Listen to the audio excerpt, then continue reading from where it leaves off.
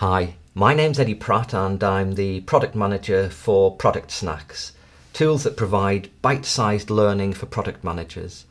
And this is the Product Management Essentials boxed card set, and this is a tool to help new product managers learn about product management and to help product management teams work more effectively across the organisation. Now, rather than just show you what's inside the box, I want to take you on a little journey because I think it's interesting, I hope it's interesting, and it could be useful for you about how they came about. So it's early April 2015 now, and to set the context I want to rewind back to when the idea came about in January 2015. So it was the result of a New Year's resolution to learn more about shipping physical product, about business to consumer products, and for me to create my own product rather than creating products and launching them for other people. It was kind of a dip in the water for me in that respect. I wanted to get some learning there. And so the first thing that I did was to, rewinding back to January, is to come up with the first prototype or the idea, and this was just a few slides. And the slides were pretty simple, a box with cards on it, a collection of different coloured cards with some titles, and I just said a collection of printed cards for different product management activities.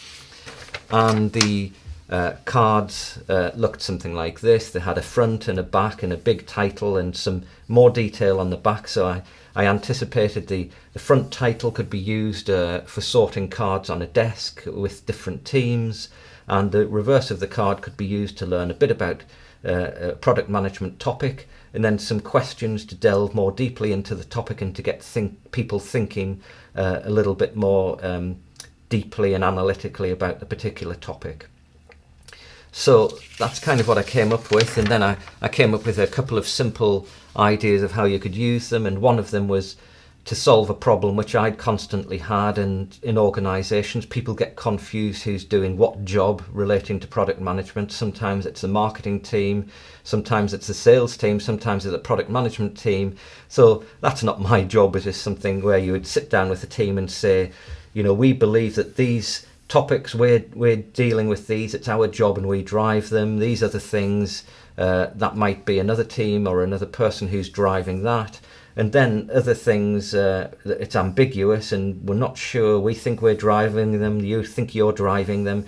So really a very simple way to get clarity about different parts of product management in an organisation. So that was really my first prototype, and I showed that to various different people and discussed it with them, to old colleagues and friends and new product managers, just to get an idea, is that something they'd be interested in?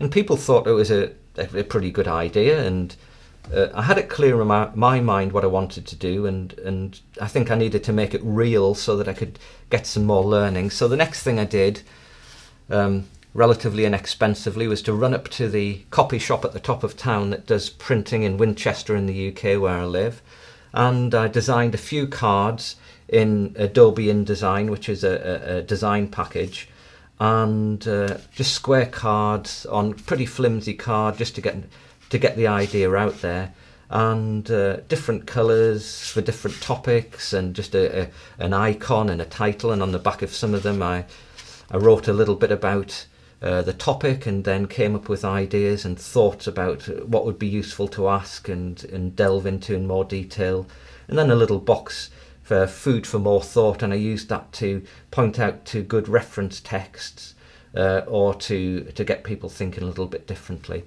So what that gave me was something which I could physically demonstrate to people and to try the idea out with them, and that's when I started to learn and test them with different people. And one thing that I had to do is, because I'm carrying cards around with me, I needed to think about packaging. So the easiest thing to do was to grab a plastic envelope from the stationery store, and so that was something I could pop the cards in. And the learning that I got from that was that people said, well, yeah, plastic envelope doesn't feel quite right. It's not the right look and feel for putting something like this in. So I started to get some feedback not only on the cards themselves, but on the packaging and the perception that people had and what they would like for the packaging. So the next thing I did is two things I did simultaneously. First, I started to create more cards so that there were a fairly comprehensive deck of cards, but also to experiment with some boxes and packaging.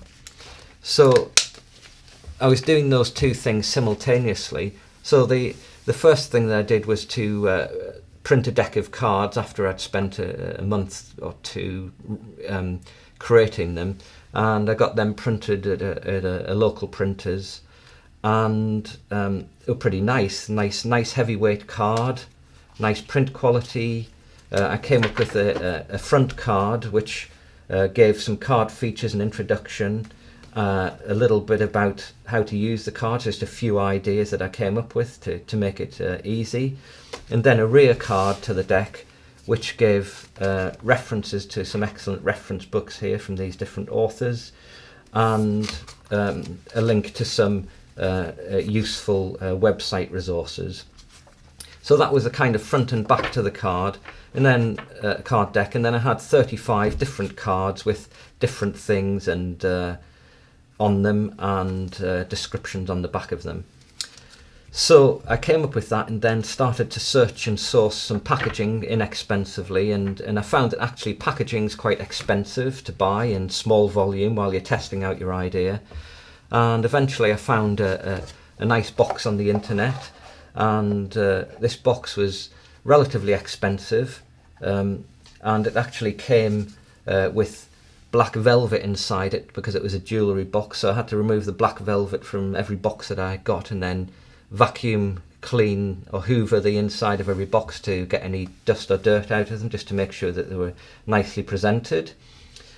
And so there I had the beginnings of what started to feel like something which was quite nice, high quality, which I thought I could sell at a price which allowed me to be profitable on Amazon, and that's where I'm selling them at the minute. So I've got a plain box, and then I needed to get some sort of artwork onto there. So the first thing I tried, being a little bit of an engineer and a geek, was I'd been experimenting with a laser cutter which I got very inexpensively off an auction site online, and so I started to try laser engraving onto the box, and that was kind of fairly disastrous, really. It looked promising until I realised it was carbonised dust on the surface, and it was dirty and smudged, and actually I gave up pretty quickly on the whole idea of laser engraving the box. And I came up with a much lower tech solution, and that was actually with the box I came up with some printed labels on a coloured laser printer, and the labels are on matte, a nice quality. They're an expensive label, but they're on a nice quality matte surface, and for each one, just while they're in low volume, I need to align them on the front of the box. So I score down a little very, very, very light line on the edge of the box to align the label to.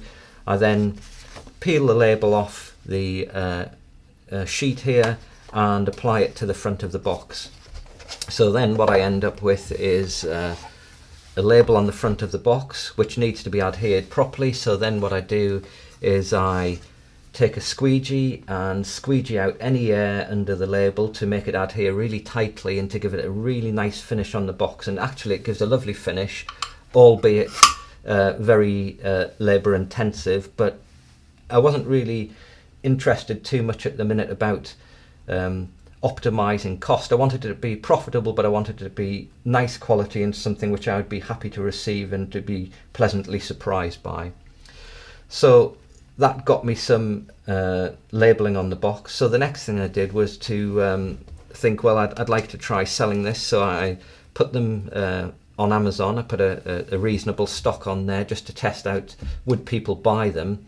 And I got a colleague who I'd worked with previously at a company called Product Focus to put an email out to his list at productfocus.com, and they put an email out to their subscribers to tell them about the idea. Now, I really didn't know how popular it would be, and I was actually very shocked because it got online and then it sold out so rapidly that at one point I peaked at number 399 in the book sections on Amazon, so I was absolutely shocked. And also shocked because I had an SLA to deliver all of those orders to customers around the world. So I thought, oh goodness, I need to package things. So I started off by hand cutting bubble wrap and putting them in packaging envelopes and printing labels and everything like that. And the next morning I ran to the post office with a huge collection of suitcase full of parcels and stood there in the queue, in the line, and everyone got crazy that I had so many things to post off. And then I realised I had to get a little bit more slick. So when I was packaging things, rather than hand wrapping them in bubble wrap, I came up with some bubble wrap envelopes which I could just drop the cards into, and that allowed me to then come up with something which was more like this, which is a bubble wrapped envelope, easily sealed and opened by someone who's receiving them. And that solved the dispatch problems. The next thing that I did is, because I sold out of the initial print of cards, I needed to get another deck of cards printed, and so the next deck I did some learning and came up with an even better quality print and some lamination on the cards to make them even nicer feeling and finish on them. So I took learning from the first deck of cards, which were very good quality anyway, and improved them on the second print run. So I'd like to just show you the other thing which I had to do was inside the box when I'm packaging them. I wanted them to be nicely positioned and nicely catered for when in the mail. So I would put the cards in the box like this, and then I wanted some packing around them just so that they were nice and tight. So I've got some tissue paper here which is just inserted into the box around the cards just to cushion them nicely and to protect them whilst they're in the mail. So that just gives me something simple, fairly quick to do, which is a nice finish, and it kind of matches the texture of the box in terms of look and feel. So that protected the cards whilst in the mail, so we just pop the lid on the box there, and that stops them rattling around and keeps them safe. So that's what I've been doing and learning, and I hope that was useful for you to show you a few steps on the journey to getting a product out there. So that's product snacks, bite-sized learning for product managers. I hope that was useful for you. Thanks very much. Bye-bye.